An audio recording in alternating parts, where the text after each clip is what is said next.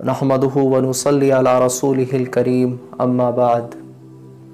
मुहतरम बुज़ुर्गों और भाइयों, कुरान और हदीस की रोशनी में कुछ सुनने और सुनाने के लिए इकट्ठे होना, दीन की निस्बत पर जमा होना, ये अल्लाह रब्बुल आलमीन के इनामात में से एक अजीम इनाम है। एक रिवायत में रसूलुल्लाह सल्लल्लाहु अलैहि वसल्लम इरशाद फरमाते हैं कि जो लोग भी दुनिया के किसी खित्ते में अल्लाह की सरजमीन में कुरान करीम की तिलावत को, उसके मानी को, उसके मफाहीम को, मज़ामीन को सुनते और सुनाते हैं और बाहम मुज़ाकरा करते हैं और दीन की बातों का तज़किरा करते हैं, तो बारी ताला की जानिब से उनको 3 इनामात से नवाजा जाता है। पहला इनाम ये होता है कि उन पर सकीना तारी होता है, यानी क़ल्बी इत्मीनान नसीब होता है। और दूसरा इनाम ये होता है कि अल्लाह की खुसूसी रहमत उन पर साया फजल हो जाती है। और तीसरा इनाम ये है कि रहमत के फरिश्ते उनको घेर लेते हैं। मेरे मुहतरम भाइयों, अगर दावत की ज़मीन में ईमान की जड़ हो, तालीम का पानी हो, ज़िक्र की फ़िज़ा हो, गुनाहों से बचने की बाढ़ हो, जान माल औकात और जज्बात की कुर्बानी की खाद हो, तिल मिलाने बिल बिलाने और गिड़गिड़ाने वाली हवा हो, तो इसके ऊपर मुआमलात व मुआशरत का दरख्त चढ़ेगा। इसके ऊपर अखलाक का फल लगेगा और इन फलों के अंदर इखलास का रस होगा और इससे पूरी दुनिया मुस्तफ़ीद होगी। अल्लाह ताला ने हमारी और सारे इंसानों की कामयाबी सिर्फ़ अपने दीन पर चलने में रखी है, और ये पूरा दीन हमारी ज़िंदगियों में और सारे इंसानों की ज़िंदगियों में आ जाए, इसके लिए अल्लाह ताला ने रसूलुल्लाह सल्लल्लाहु अलैहि वसल्लम की तरतीब और मेहनत को सबब बनाया है। ख़त्म नबूवत की वजह से ये मेहनत इस उम्मत के ज़िम्मे लगाई गई है। ये मेहनत इस उम्मत की ज़िम्मेदारी भी है और ज़रूरत भी है। रसूलुल्लाह सल्लल्लाहु अलैहि वसल्लम की तरतीब और मेहनत भी इसी तरह से थी कि लोगों को दावत देना, अपने ऊपर अमल और मश्क करना और अल्लाह ताला से दुआएं मांगना, ये तीनों काम भी हमें करने हैं। हमने कलमा पढ़ा है ला इलाहा इल्लल्लाह मुहम्मदुर रसूलुल्लाह। इसका तर्जुमा है कि अल्लाह के सिवा कोई इबादत के लायक नहीं, मुहम्मद सल्लल्लाहु अलैहि वसल्लम अल्लाह के रसूल हैं। ये कलमा अब्दियत का भी है और कलमा मारफत का भी है। सारी की सारी कामयाबी सिर्फ अल्लाह के हाथ में है। अल्लाह की ज़ात हकीकी ज़ात है, बाकी सब को अल्लाह ने पैदा किया है। अल्लाह की सिफ़ात हकीकी सिफ़ात है, बाकी सारी सिफ़ात को अल्लाह ताला ने पैदा किया है। अल्लाह ताला ने हमारी और सारे इंसानों की कामयाबी सिर्फ़ अपने हुक्म को रसूलुल्लाह सल्लल्लाहु अलैहि वसल्लम के तरीक़ों से पूरा करने में रखी है। इसका यकीन हमारे दिलों में उतर जाए और अल्लाह जल्ले शानहू की ज़ात आली से ताल्लुक़ पैदा हो जाए और उसकी कुदरत से बराह रास्त इस्तिफ़ादा भी हो। इसके लिए रसूलुल्लाह सल्लल्लाहु अलैहि वसल्लम एक तरीक़ा लेकर आए हैं। जब ये तरीक़ा और सलीक़ा हमारी ज़िंदगियों में आएगा, तब अल्लाह ताला हमें कामयाबी अता करके दिखाएंगे। कलमे में अपने यकीन, अपने जज्बे और अपने तरीक़े को बदलने का मुतालबा है। अल्लाह ताला के पास चीज़ों और हालात के लामहदूद ख़ज़ाने हैं। अल्लाह ताला चीज़ों और हालात के पैदा करने वाले हैं। अपनी कुदरत से जो चाहते हैं कर देते हैं। अल्लाह समद है, बेनियाज है, वो अलीम है, जानने वाला है, बसीर है, देखने वाला है, समीअ है, सबको सुनने वाला है। वो खालिक है, तमाम मखलूक़ात को रोज़ी पहुँचाने वाला है। वो राज़िक़ है, तमाम मखलूक़ात को रोज़ी पहुँचाने वाला है। वो खालिक है, तमाम मखलूक़ात को पैदा करने वाला है।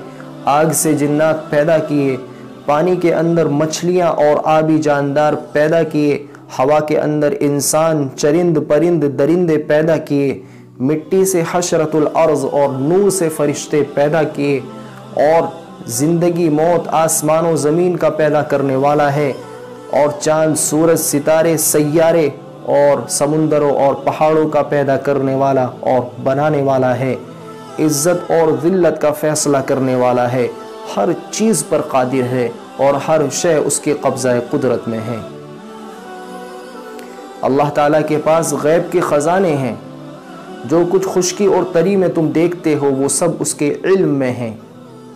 کوئی ذرہ یا دانہ زمین کی تاریکیوں میں کہیں پڑا ہوا ہے، وہ اس سے بھی باخبر ہے۔ گویا کہ ایک کالی چونٹی کالی رات میں کالے پتھر کے نیچے چل رہی ہے تو وہ اس سے بھی باخبر ہے، اس کی حرکت کو سنتا ہے، اس کو دیکھتا ہے اور اس کو رزق پہنچاتا ہے، اور اس کے چھوٹے سے دماغ میں جو خیال اور سوچ ہے وہ اس سے بھی باخبر ہے۔ اللہ سبحانہ و تعالی ایک ایسی پاک ذات ہے جس کو نہ اس جہاں میں دنیا کی کسی آنکھ نے دیکھا ہے اور نہ ہی کسی کے وہم و گمان کی اس حد تک رسائی ہو سکتی ہے، اور نہ ہی اوصاف بیان کرنے والے اس کے اوصاف بیان کر سکتے ہیں، نہ ہی حوادث زمانہ اس پر اثر انداز ہو سکتا ہے، نہ ہی گردش روزگار کا اس کو کوئی اندیشہ ہے۔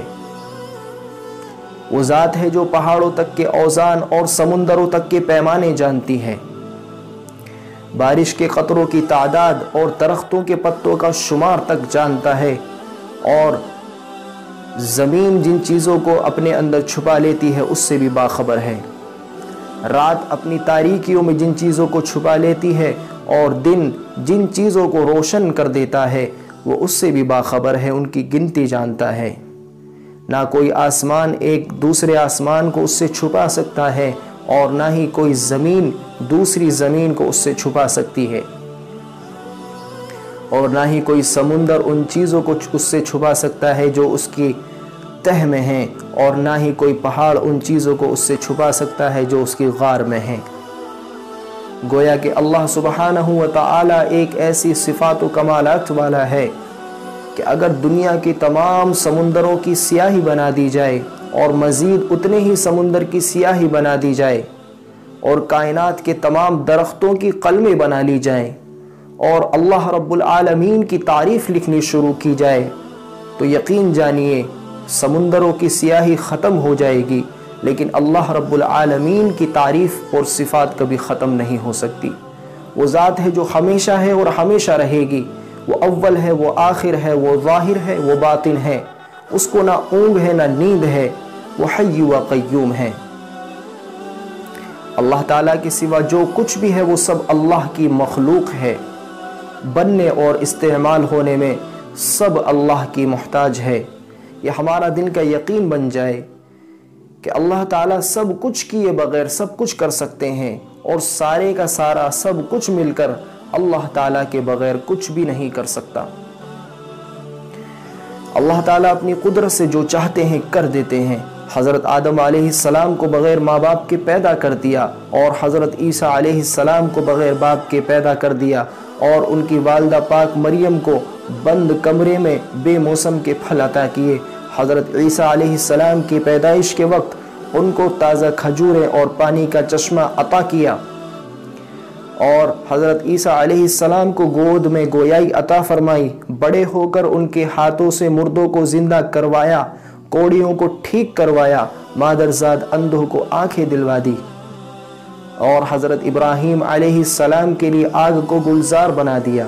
حضرت اسماعیل علیہ السلام کی ایڑیاں رگڑنے سے زمین کے اندر سے پانی کو نکالا، اور اسی طرح سے یونس علیہ السلام کی مچھلی کے پیٹ میں حفاظت کی، اور حضرت زکریا علیہ السلام کو بڑھاپے کی حالت میں بیٹا ہونے کی خوشخبری سنائی، اور حضرت موسیٰ علیہ السلام کے عصا کو اژدہا بنایا، اژدہے سے پھر عصا بنایا، اور بحر قلزم سے راستے دیے، اور حضرت داؤد علیہ السلام کے لیے لوہے کو موم کی طرح نرم کر دیا جس سے وہ اوزار بناتے، اور حضرت سلیمان علیہ السلام کے تخت کو ہوا میں اڑایا، اور حضرت صالح علیہ السلام کی قوم کے لیے اونٹنی کو پہاڑ میں سے نکالا اور اس نے باہر آ کر بچہ جنا، اور اسی طرح سے اصحاب کہف کو 309 سال تک سلایا اور ان کو زندہ رکھا، اور حضرت عزیر علیہ السلام کو 100 سال تک سلایا اور ان کے کھانے کو گرم رکھا۔ ہاں، اور حضور اکرم صلی اللہ علیہ وسلم کی غار ثور میں حفاظت کی اور ان کے اشارے سے چاند کے 2 ٹکڑے کر دیے اور اپنی قدرت سے 7 آسمان کے اوپر بلا کر اپنے سامنے بٹھا کر معراج کروایا۔ جنگ بدر میں مسلمانوں کی 313 کی تعداد کو اپنے سے 3 گنا پر غالب کیا۔ ہاں، وہ کون ذات ہے؟ وہ اللہ ہے، وہ اللہ کی ذات ہے۔ اصل طاقت اللہ کی طاقت ہے، یہ ہمارے دل کا یقین بن جائے۔ کامیابی مال ملک اور عہدے میں نہیں ہے، زندگی کا بننا اور بگڑنا سب اللہ کے ہاتھ میں ہے۔ اللہ تعالیٰ ہی زندگی بناتے ہیں اور اللہ تعالیٰ ہی زندگی بگاڑتے ہیں۔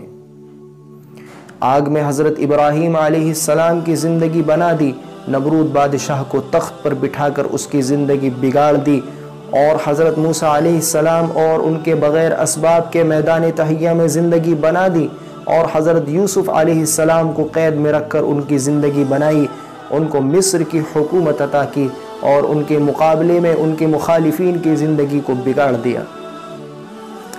فرعون، قارون اور حامان کو مال اور حکومت دے کر اور عہدے دے کر ان کی زندگی کو بگاڑا۔ قوم نوح کو اکثریت میں ناکام کیا، قوم عاد کو اپنی طاقت و قوت کے ناکام کیا، قوم ثمود کو اپنی لاجواب انجینئرنگ میں ناکام کیا، قوم سبا کو اپنی زبردست نظام تجارت ہوتے ہوئے ناکام کیا، اور قوم شعیب کو اپنی زراعت میں ناکام کیا، اور قوم لوط کی اللہ تعالیٰ نے ان کے برے عملوں کی وجہ سے ان کی زندگی بگاڑ دی،